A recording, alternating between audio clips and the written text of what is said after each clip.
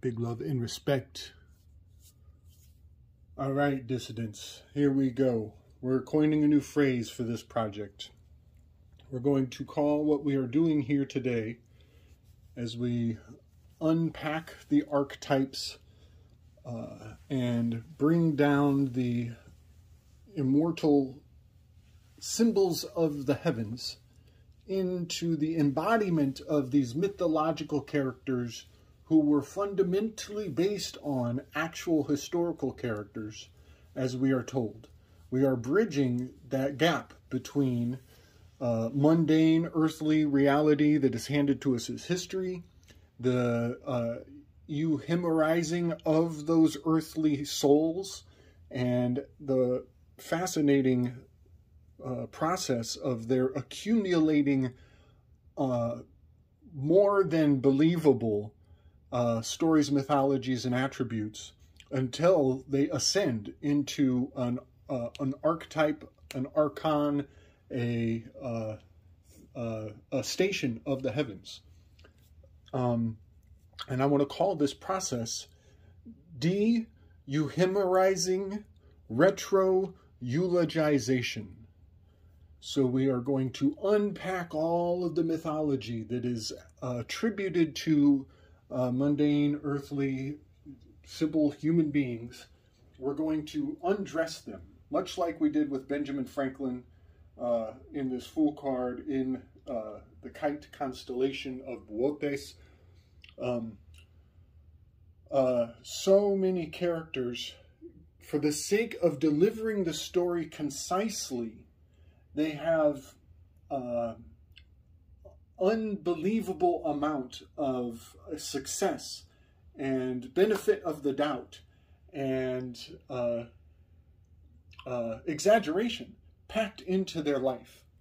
And it gets to the point that we find out that we're actually positioning that persona into a bit of an immortal archon.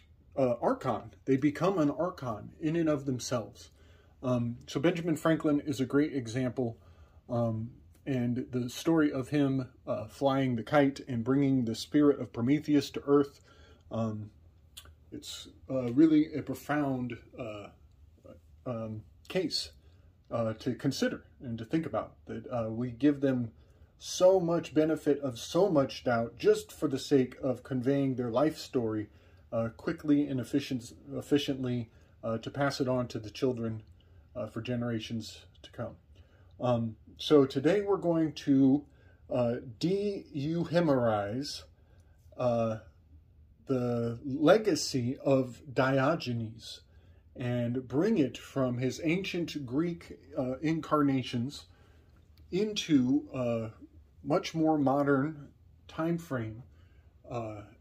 And specifically, we're going to begin with his signs and symbols, the legacy that is the concept of the greatest cynic of all time, the granddaddy, the father of cynics.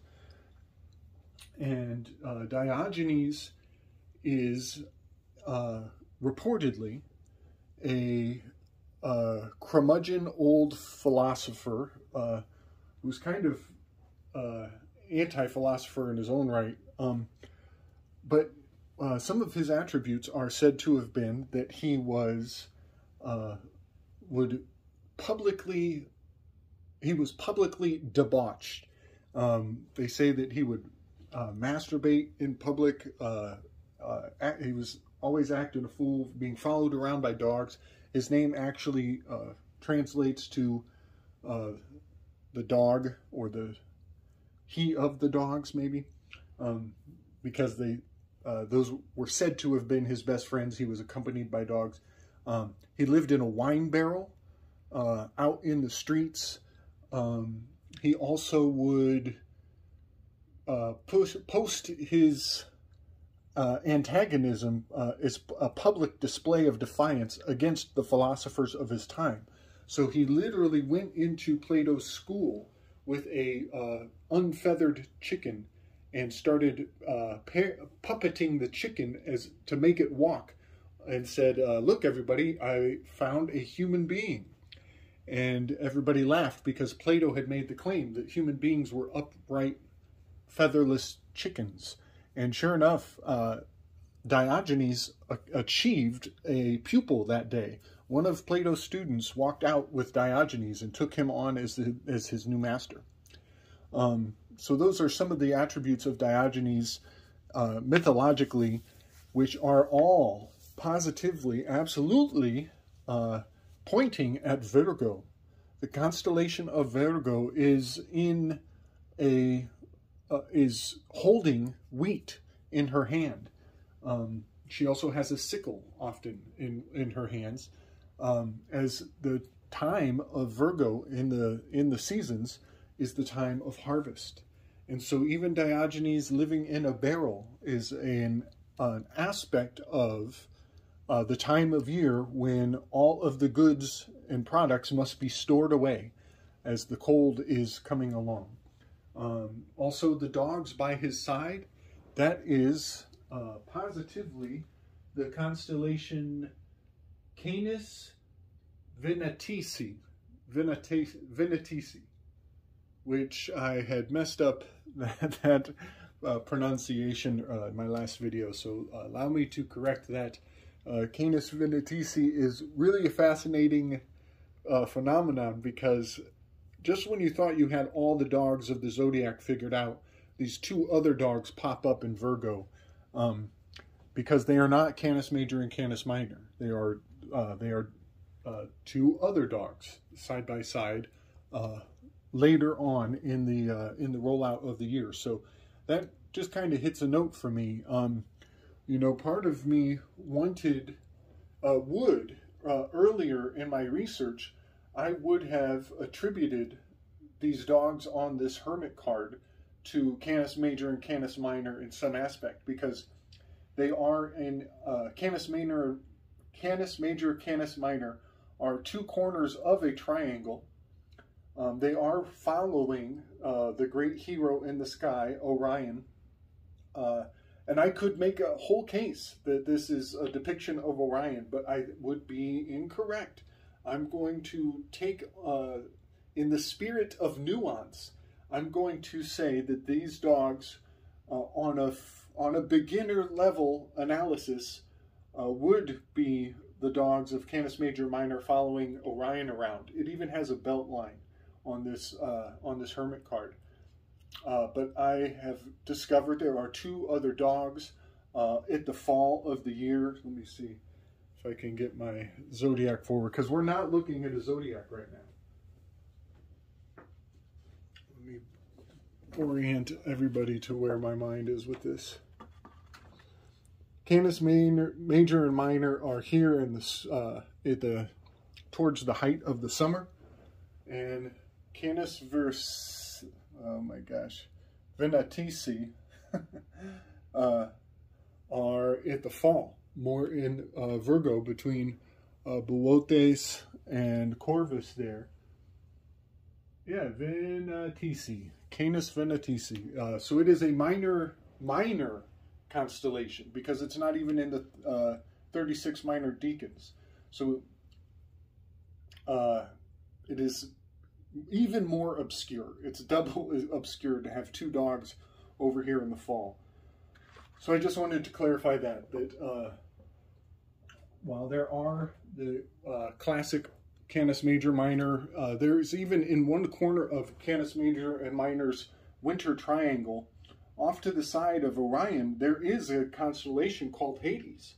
And so those could be Cerberus, the three dogs protecting Hades. I've made that connection before. But in this project, I want to focus strictly on the 30 degrees of Virgo. Now, Virgo is also reclining. She is laid out on the elliptical plane. Which is just fascinating, because Diogenes is so often described as lazy, laying about, in a slothful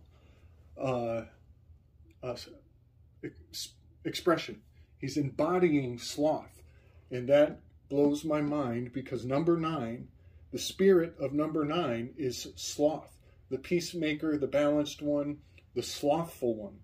And September, 9th month, is where Virgo is about to go. We're going to cross over the equinox and we hit the scales.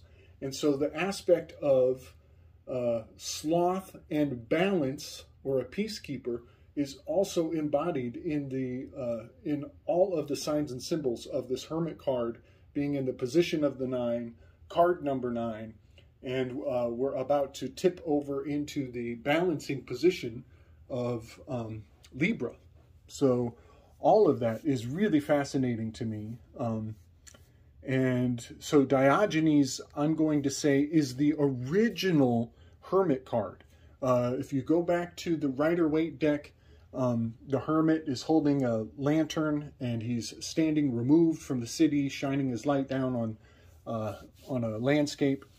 I will say that the original tarot card of the Hermit was based on Diogenes. And now I want to bring into a more contemporary context. Oh, I should also say that the dogs following Diogenes around, him living in a wheat barrel, I should say this. This also is the spirit of alcohol. Those who would who imbibe in a licentious lifestyle, they end up becoming cynical. They start to question the life of the hullabaloo of the city. Down here with the 6s, the Apollonians, they definitely have an oppositional spirit about them, as they realize that about the mind-body duality to some degree, but they find themselves removed from over time, and reflecting down upon the collectivist mentality of the loyalists of the population. So that is another thing to think about. You know, I often think of the gateway drug. You know, marijuana, they call it a gateway drug. Well, this particular character is in a forest of greenery. You know, that could very well not be wheat. You know, those could be ganja buds that he's swimming in, you could say. Now, this card is also big ups to Mario Garza for pointing out this is a tongue. This is a very fascinating tongue shape on this Hermit card, as I do believe that is symbolic of abstinence from speaking, holding your tongue. To hold your tongue is to remain a Virgo, a virgin, an unknowable spirit, we'll say, agenda even. Okay, so I'm going to get into the big reveal here. Through the Nietzschean perspective, this card is proving itself to be absolutely Schopenhauer. Schopenhauer is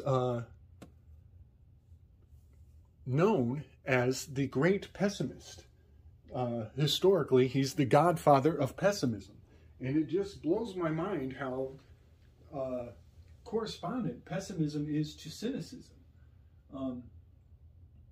Now, Schopenhauer was also, it's funny enough, he was, so he was born in 1788.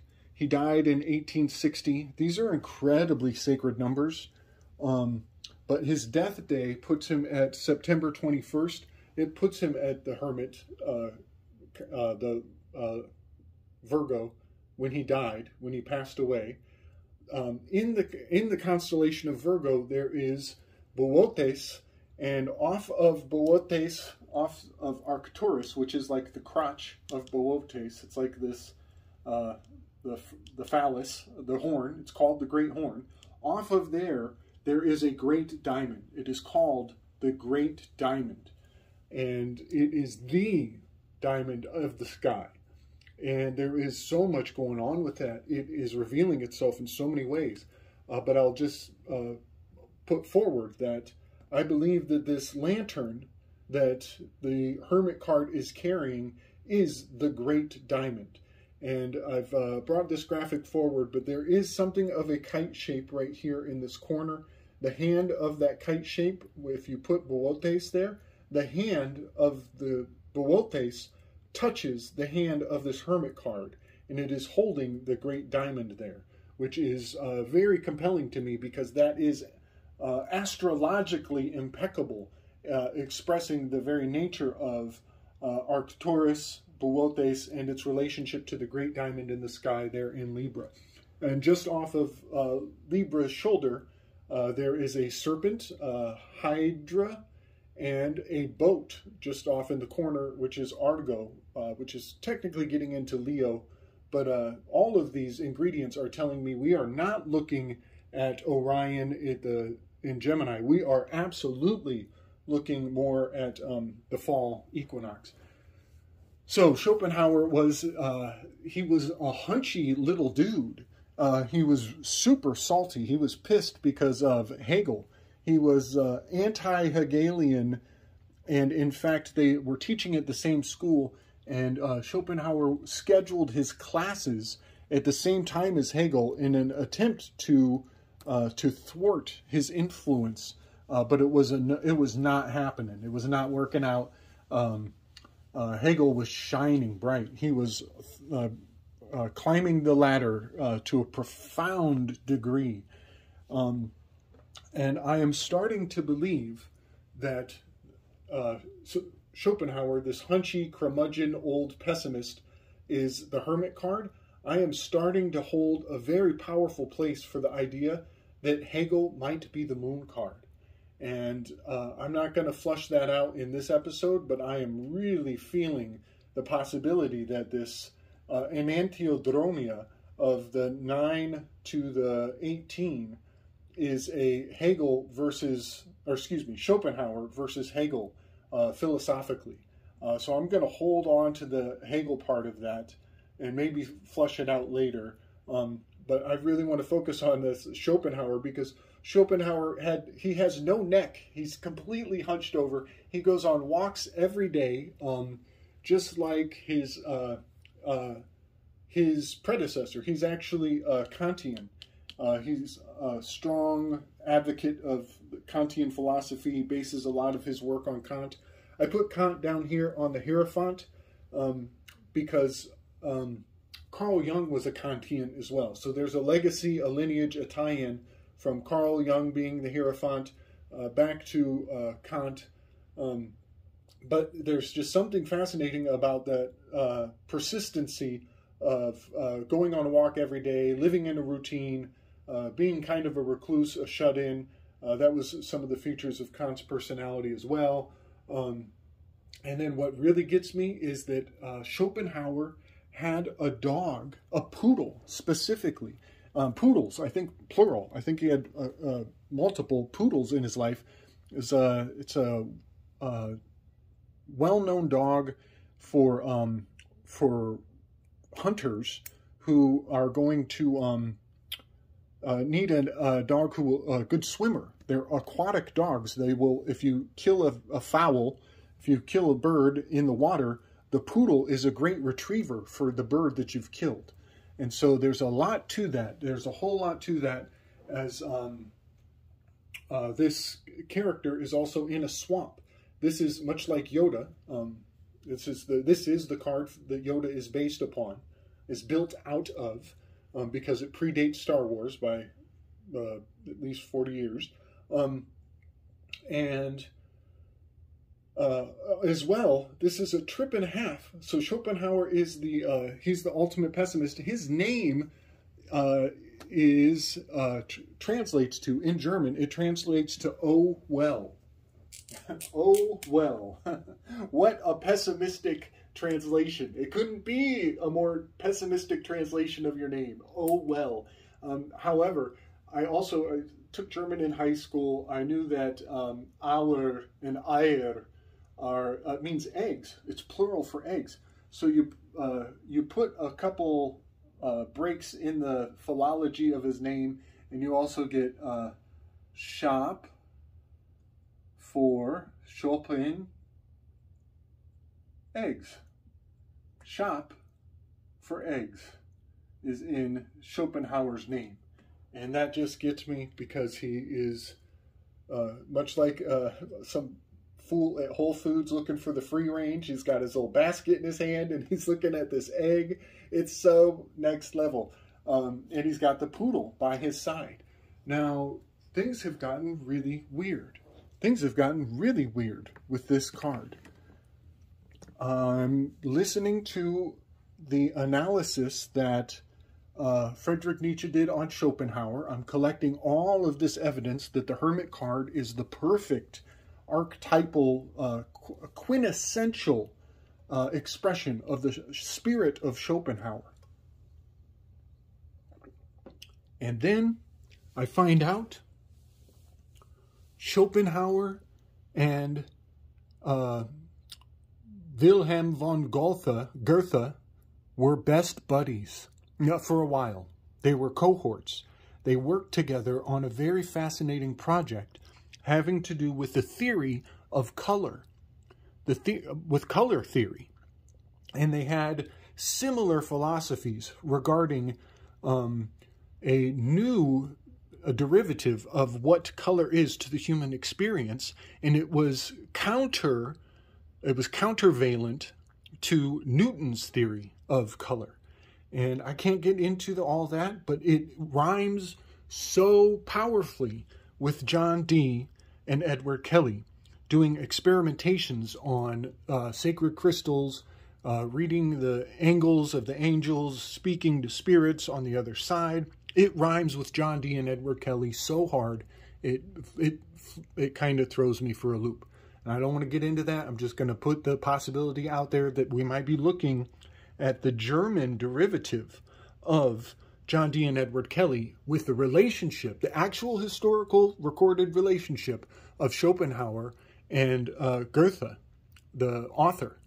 And now shit gets fucking weird, y'all. Shit gets real fucking weird because I'm also listening to Nietzsche's opinion on Faust and the story of Faust. Now, Faust was essential. It was a paragon of culture in Germany. Everybody had a relationship to it. Carl Jung claimed to be related to Goethe. I know everybody, Goethe. I know 1,000 ways to say it. I'm going to say it every which way I want. Everybody sit back, calm down. So yeah, Carl Jung claimed to be related to Goethe. Goethe wrote about that Mount Brocken in the meeting place of the witches, which Carl Jung also spoke of. Mount Brocken, the meeting place of the witches. Mount Brocken is where they started the first broadcast of television worldwide. It was the first Olympics was broadcast from a tower on top of Mount Brocken. There's so much going on here. And these are all cornerstones of building the culture that has gone global. So it is so important. So we got Goethe, hanging out with Schopenhauer, talking about color theory. And look at the prism of light passing through this fascinating lantern.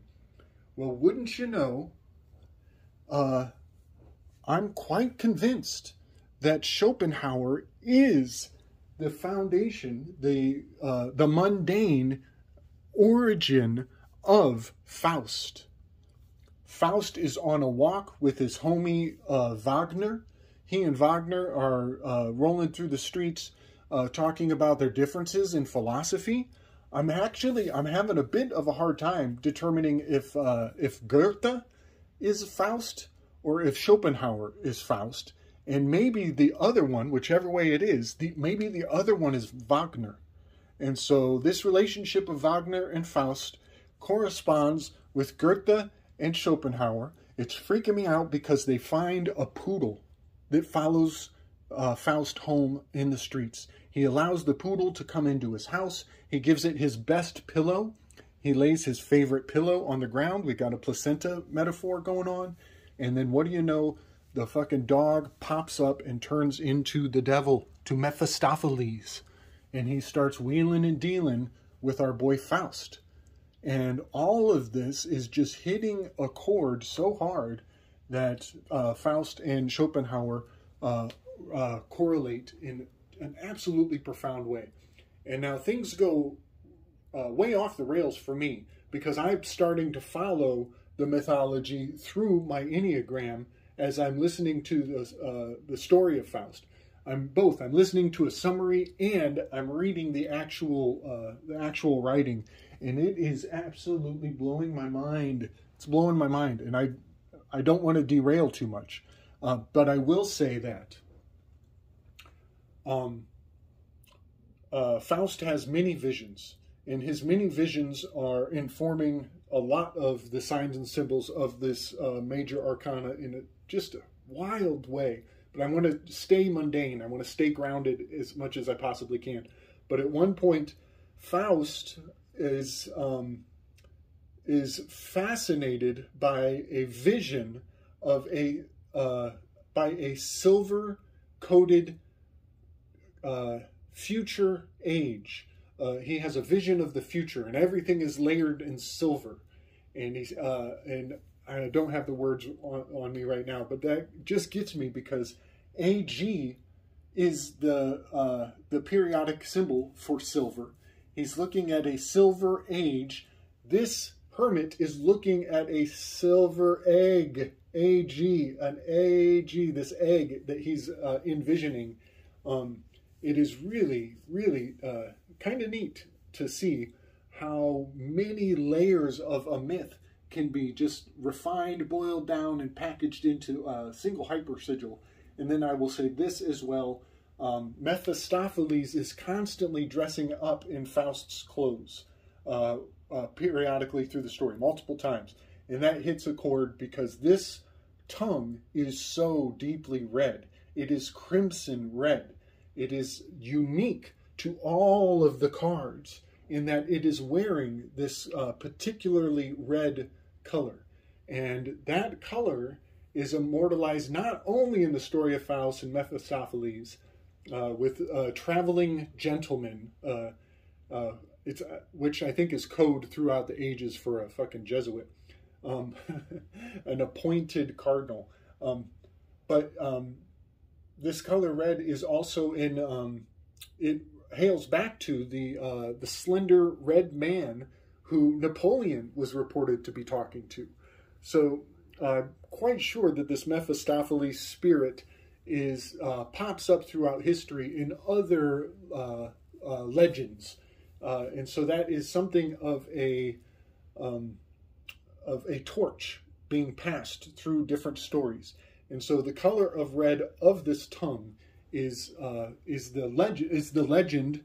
It's the legacy of this Mephistophelian mischievous fucker who has been embroiled in much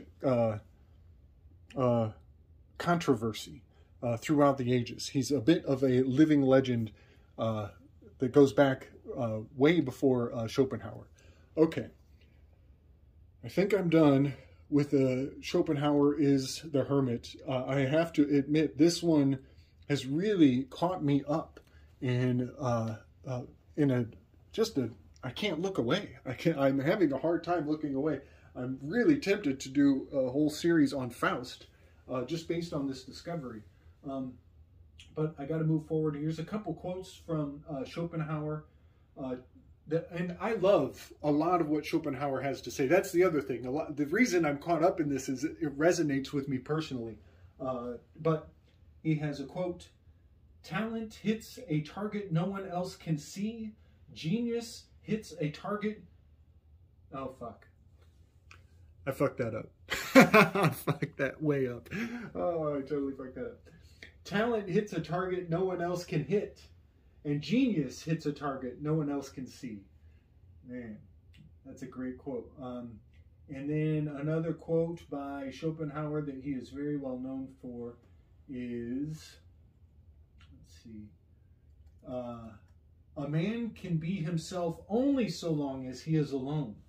And if he does not love solitude, he will not love freedom. For it is only when he is alone that he is really free. And I don't think a more hermit card-esque nugget of wisdom has ever been spoken. And then another quote that he has is, this is an interesting one. This feels like a jab at Hegel. Hegel, created that alchemical problem reaction solution. Hegel basically fused religion and statecraft for eternity. And he did it in a Gordian's knot of language. It is so impossible to unpack the linguistical fucking gymnastics that Hegel did. Look at all the weavy lines that are interwoven together, these problem reaction solution sine waves of the moon card. I could go on and on about how this moon card is Hegel, the great Hephaestus, the craftsman of philosophy. But I'm not going there. That's another show. Maybe that'll be next. We'll see. Last quote. I think this is Schopenhauer clowning on Hegel's triune methodology. All truth passes through 3 steps. First, it is ridiculed. Second, it is violently opposed. Third, it is accepted as being self-evident. I'm quite convinced that's him kicking Hegel in the balls as hard as he can.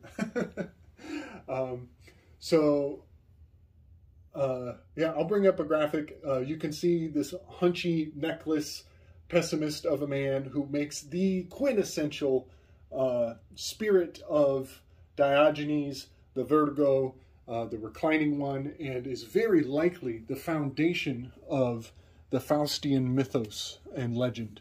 And maybe I'll put a couple links in the show notes on Hegel's work with Goethe that has everything to do with their parallel theories on color and the experience of color, because we know that the Illuminatus were fascinated with the nature of light. And I think there's a huge and absolutely mind-boggling rabbit hole. If anybody wants to get into it, I'm not going to make any claims of knowledge on that. Take 2. Well, I tell you what, if technological wealth breeds spiritual poverty, I am on track to be the richest man alive in no time. Okay, I was almost finished, and I almost failed to convey a more recent incarnation of this hermit card that Friedrich Nietzsche himself did. Now, I want to say this. Diogenes breaking into Plato's school and defying him and stealing one of his students, in fact, is the original echo of Schopenhauer scheduling his classes at the same time as Hegel at the same school and trying to steal his students. So the mythology of Schopenhauer stealing the energy of Hegel is a archetypal dynamic of these personas, and it is accepted as a mundane earthly historical fact. And it just ripples with an echo of some sort of truth. And so what that is may be more cosmologic, more zodiacal than I can get into now. But I just wanted to put that forward, that echo of Schopenhauer versus Hegel goes back to Diogenes versus Plato. And all of this is kind of freaking me out because we are dealing with this 9, which is Pluto, the planet Pluto, the governor, the plotter, the tiller, the plow, the government, the slothful one. It is Belphegor, is the infernal spirit of sloth. All of that is here in this position. And so I just wanted to say that as well. More and more I'm convincing myself that Hegel is a powerful moon card relationship. But he is, like I said, a Gordian's knot of information to untie and unpack. So maybe another day. One more thing about this is Friedrich Nietzsche admired Schopenhauer overall. He was, you could say, one of the many muses that Friedrich Nietzsche spoke praise of Schopenhauer. And I believe Friedrich Nietzsche incarnated or re-expressed that spirit of Schopenhauer in his madman who made the declaration that God is dead. And that is really profound because Hegel fused religion and statecraft. And so this is a keystone. This is a powerful keystone, and it makes a lot of sense to me that I'm drawn into it so deeply and profoundly because it is in this 9 position. The balancer, the peacekeeper, the slothful one. I'm going to read the line from Friedrich Nietzsche's writing. I believe this is from Thus Spoke Zarathustra, which was the book that was found in the barracks of the Nazis and in many pockets of the dead Nazi soldiers after the war. So it's very profound that this is such a impactful piece of literature. So the old man has gone into the city and he is seeking God, and he wants to announce to the people that a very important change of the nature of the realm. We have killed him, you and I. We are all his murderers. But how have we done it? How were we able to drink up the sea? Who gave us the sponge to wipe away the whole horizon? What did we do when we loosened this earth from its sun? Whither does it now move? Whither do we move? Away from all suns? Do we not dash on unceasingly? Backwards, sideways, forwards, in all directions. Is there still an above and below?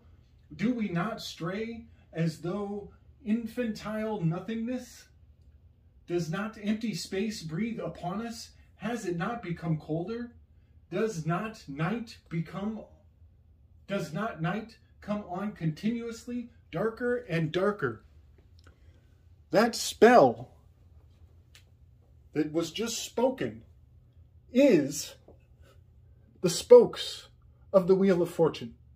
The Wheel of Fortune card has written upon it rotas. This is the turning of the year.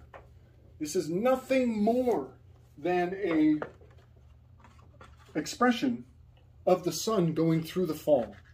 And Friedrich Nietzsche, who is a philosophical, lock-picking badass, was in fact embodying all things Virgo and giving birth to immaculate conception of nihilism. And it is in Virgo that the great void exists, that the great void of Boötes is stationed forever. And so we have been looking into the abyss and finding fascinating truths therein. But I am here to tell you, it is all a spell. This is nothing more than spellcraft. And the army of the nihilists that Albert Pike prophesied, they have been inseminating our culture. They have crop dusted our minds for almost 100 years now, for over 100 years. There is so much consistency to this. And a lot of it does point to German culture. That is true because they were very sophisticated, profound, philosophical ninjas. And it's incumbent upon us to gain mastery over them, to get our psychic jujitsu on. So I'm going to drop the mic on that one.